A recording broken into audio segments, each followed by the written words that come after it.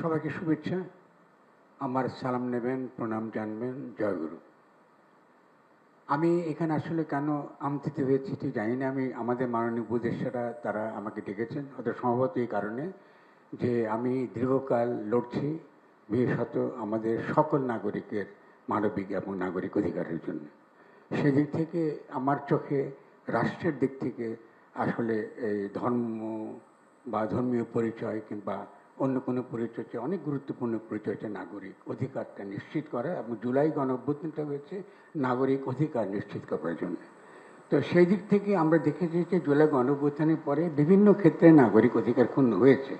এটা আমরা একটা বড় ঘটনা, একটা অভূতপূর্ব বিপ্লবতে দিয়ে গেছি, এবং এটা একটা নানান কারণে আমাদের শিথিলতা আছে, আমাদের দুর্বলতা আছে, কিন্তু সেই সুযোগটা কিছু কিছু শক্তি আমাদের দেশের ভেতরে এবং দেশের বাইরে তা এটা গ্রহণ করতে চাইছে, এবং বর্তমান সরকারকে আনস্টেবল করবার তাদের একটা অত্যন্ত পরিষ্কার একটা আমরা দেখছি তাদের একটা পরিকল্পনা আছে। সেই থেকে আমার প্রথম যে কথাটা হবে, আমাদের সকলকে অনেক বেশি সতর্ক হতে হবে, এবং ইস্যুটা শুধুমাত্র যে এই আমাদের সম্প্রীতি, ধর্মীয় সম্প্রীতি ব্যাপারটা তা নয়। এটা নাগরিক এবং মানবিক অধিকারের প্রশ্ন, এটা বাংলাদেশকে নতুনভাবে গঠনতন্ত্র প্রণয়নের প্রশ্ন, এবং একই সঙ্গে এই বর্তমান অন্তর্বর্তীকালীন সরকার আমাদেরকে যে স্বপ্ন দেখাতে পারে তার সঙ্গে এটা যুক্ত। এবং এটার সঙ্গে আমি আর দুইটা কথা দিয়ে যোগ করবো, যেহেতু সময় অত্যন্ত কম, আসলে অনেক আলোচনা করার দরকার আছে। আমি এখানে কিন্তু সনাতন যে জোটটা হয়েছে, সম্মিলিত জোট, তাদের কাউকে এখানে আছেন কিনা আমি দেখছি না।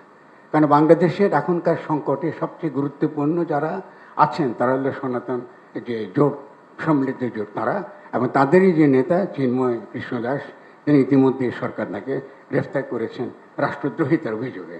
এখন রাষ্ট্রদ্রোহিতা একটা কিন্তু ব্রিটিশ আইন, এবং আমরা কিন্তু জুলাই গণঅভ্যুত্থানের পরে এই ধরনের আইন নাগরিকদের উপর প্রয়োগ হবে এটা কিন্তু আমরাও আশা করি না যারা জুলাই অভ্যুত্থানের সঙ্গে যুক্ত ছিলেন। ফলে এখানে আইনগত দেখতে হচ্ছে যে একজন ব্যক্তি এখানে আপনার তার বিরুদ্ধে অভিযোগ করেছে, যে অভিযোগ করা হোক না কেন, তিনি একজন একটা বিএনপি, তিনি একজন সদস্য, এবং সে সদস্য করেছে, পরবর্তীকালে বিএনপি আবার তাকে বরখাস্ত করেছে, তার দল থেকে বহিষ্কার করেছে, কিন্তু তার এই মামলাটা তোলা হয় নাই।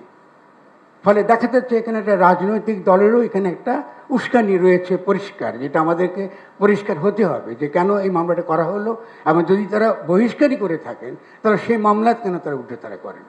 ফলে আমাদের কাছে প্রশ্ন এসে গেছে, যারা আমরা জুলাই অভ্যুত্থানে ছিলাম এবং আমাদের উপদেশ সমাজে অনেকে আছেন, তাদের জীবন ঝুঁকি নিয়ে আমরা এই কাজটা করেছি। ফলে যারা বাংলাদেশকে অস্থিতিশীল করছে, এটা কিন্তু বাংলাদেশের ভেতরে, আমি কলকাতার কি তাদের যে একটা অত্যন্ত নিম্ন শ্রেণীর আপনি কি বলে গণমাধ্যম কী প্রচার করছে, এটা ইররিলেভেন্ট আমাদের জন্য। আমরা জানি যে ভারতের যে তাদের যে সত্যিকারে যারা তারা সিদ্ধান্ত গ্রহণ করেন, তাদের ব্যাপারটা ভিন্ন রকম। ফলে আজকে এখানকার যে বিভিন্ন ধর্মের সঙ্গে সম্পর্কের প্রশ্নটা একই সঙ্গে একটা ভূরাজনৈতিক প্রশ্ন হয়ে উঠেছে, এবং এটা বাংলাদেশের জন্য অত্যন্ত বিপজ্জনক। এবং আমি অত্যন্ত ক্ষোভের সঙ্গে এটা বলবো যে আমাদের এই ব্যাপারটা হ্যান্ডেল করাটা, এটাকে এনগেজ করাটা, যারা আমাদের দুঃখ পেয়েছেন, কোনো কারণে মনে করছেন তাদের নাগরিক মানবিক অধিকার ক্ষুণ্ণ হয়েছে, তাদের সঙ্গে কথা বলবার জন্য আমরা রয়েছি নাগরিকরা, আমরা এই গণ অভ্যুত্থানের সঙ্গে যারা যুক্ত, আমরাই রয়েছি তাদের সঙ্গে কথা বলবার জন্য।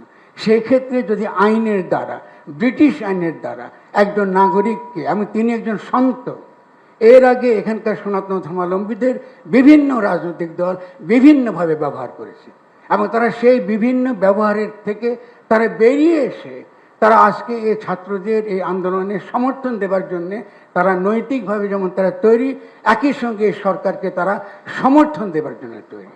ফলে আমি আপনার কাছে বিনীতভাবে জানতে চাই আমাদের মাননীয় প্রধান উপদেষ্টার কাছে, যে কি করে আজকে চিন্ময় দাশগুপ্তকে, এই চিন্ময় কৃষ্ণ দাসকে এখানে আপনার গ্রেফতার করা হলো, তার আইনি ভিত্তিটা কী ছিল, এবং একই সঙ্গে তার নৈতিক এবং অন্যান্য ভিত্তি, আন্তর্জাতিক মানবাধিকার, তাদের সমাবেশ করার অধিকার আছে, তার তো কথা বলার অধিকার আছে।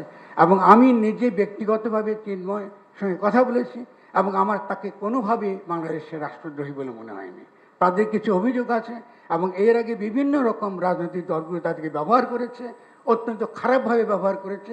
এই মানুষটি সেই ব্যবহার থেকে বেরিয়ে এসে, যেহেতু সে একটা সন্ত, একজন সাধু, তিনি এসে চেষ্টা করছেন সকলের সঙ্গে মিশে এটা করতে। ফলে তার কোনো কথার মধ্যে আমাদের হতে পারে, আমরা দ্বিমত করতে পারি, অমত করতে পারি, তর্ক করতে পারি, কিন্তু অবশ্যই তিনি বাংলাদেশের রাষ্ট্রদ্রোহী, বাংলাদেশকে ধ্বংস করতে চায় এরকম কোন রকম তৎপরতার সঙ্গে যুক্ত আছে, এটা আমার কাছে কোনো প্রমাণ নেই, অন্তত আমার কাছে নেই। যদি আমাদের স্বরাষ্ট্র মন্ত্রীর কাছে থাকে আমি আনন্দ চিত্তে এটা দেখব। তা আমি মনে করি যে এই যে একটা বড় বিপদের মধ্যে আমরা বাংলাদেশকে ফেলে দিয়েছি, এই বিপদটা আমরা উদ্ধার পাওয়াটা এখন অত্যন্ত গুরুত্বপূর্ণ। আজকে যে ভাবমূর্তি নষ্ট হয়েছে আমাদের, আমি অত্যন্ত দুঃখের সঙ্গে কথাটা বলছি। এতগুলো মানুষ মারা গেল, এতগুলো ছেলে পঙ্গু হয়ে রয়েছে, সেখানে আমরা এখানে বাংলাদেশকে একটা জঘন্য দেশ হিসেবে, যেখানে সংখ্যালঘুরা নিরাপদ নয়, এইভাবে আমরা আমাদেরকে আজকে সারা পৃথিবীতে আগে করা হচ্ছে। অথচ এই ধরনের লোকদেরকে, চিন্ময় যিনি যে সন্ত, তাকে নিয়ে আজকে সারা পৃথিবীকে আমি বলতে পারতাম যে বাংলাদেশের সংখ্যালঘুরা আপনার মোটো আপনার অনিরাপদ নয়, তাদের উপর যে নির্যাতন হয়েছে, নিঃসন্দেহে সেই নির্যাতনের একটা অবশ্যই তার একটা বিহিত হবে। এখানে দেবত্ব সম্পত্তি দখল হয়েছে আওয়ামী লীগের আমলে। এখানে আমি জানি যে আরও যারা আছেন, বৌদ্ধ আছে, বিভিন্ন বৌদ্ধ মঠ আছে, বৌদ্ধ বিহারের কথা বলা আছে, এগুলো তো দখল হয়েছে এর আগে সরকারের আমলে। তবে এই সরকার তো উচিত ছিল এই যে বিষয়গুলো যেগুলো তারা আন্তরিকভাবে হাজির করার চেষ্টা করছেন, এটা মনোযোগ দিয়ে শোনা। তো আমি বিনীতভাবে অনুরোধ করবো। তাছাড়া আরেকটা কথা বলি, মাজার ভাঙ্গা হচ্ছে, মাজার ভাঙ্গা হচ্ছে। যারা মাজার ভাঙতে, আমি গত কদিন আগে মাজার ভাঙ্গা হয়েছে, একটার পর একটা মাজার ভাঙ্গা হয়েছে, যেটা একদম ইসরায়েলি নীতিতে। ইসরায়েলও কিন্তু যেটা করে দক্ষিণ আপনার ওয়েস্ট ব্যাংকে, যে এখানকে ইসলামের যে ইতিহাস, চারদিক ইতিহাসে পীর মুর্শেদ ওলি আউলিয়ারা তারা যে ভূমিকা রেখেছেন, সে ঐতিহ্যকে মুছে ফেলা, ইতিহাসকে মুছে ফেলা, স্মৃতিকে মুছে ফেলা। শাহপরানের মাজারকে ধ্বংস করা হয়েছে, এরপর একটা পর একটা মাজার ধ্বংস করা হচ্ছে। কিন্তু এই সরকারের দিক থেকে আমরা কিন্তু কোনো প্রকার সত্যিকারের শক্ত কোনো অবস্থান দেখি না। যারা মাজার ভেঙেছে, আমি স্বরাষ্ট্র মন্ত্রণালয় থাকলে প্রশ্ন করতাম, তারা যারা ভেঙেছে তাদের বিরুদ্ধে তো কোনো মামলা হয় না, তাদের কাউকে তো গ্রেফতার করা হয় না। তাই এটা তো চলতে পারে না রাষ্ট্রীয়ভাবে। কারণ আজকে আমরা যে জায়গায় পৌঁছেছি, আমি এখানে যারা হাজির হয়েছেন, মূলত যারা স্টেক হোল্ডার, যারা মূলত দাবি তুলছেন যে তাদের যে সকল অধিকার রয়েছে, তারা নাগরিক অধিকার আছে, মানবিক অধিকার আছে, সমাবেশ করার অধিকার আছে, অনেক ক্ষেত্রে আমাদের সঙ্গে তাদের একমত নাও। ধন্যবাদ। কিন্তু আলোচনা করবার একটা পরিবেশটা তৈরি করার জন্য আমি শুধুমাত্র বিনীত অনুরোধ জানাবো যে চিন্ময় কৃষ্ণ দাসের বিরুদ্ধে সত্যিকারে কোনো অভিযোগ যে না থাকে, প্রথম কাজ হচ্ছে তাকে মুক্তি দেওয়া, তাকে জামিন না দেওয়াটা ডিউ প্রসেস অফ দ্য লয়ের লঙ্ঘন।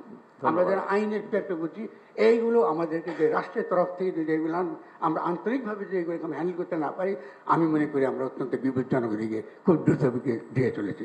আমি অত্যন্ত দুঃখিত, আমি অত্যন্ত আবেগের সঙ্গে কথা বলেছি, এবং যেহেতু আমরা লড়ছি, রাস্তায় রয়েছে, এই জন্য আমার মধ্যে আবেগটা থাকবে, এটা অত্যন্ত স্বাভাবিক।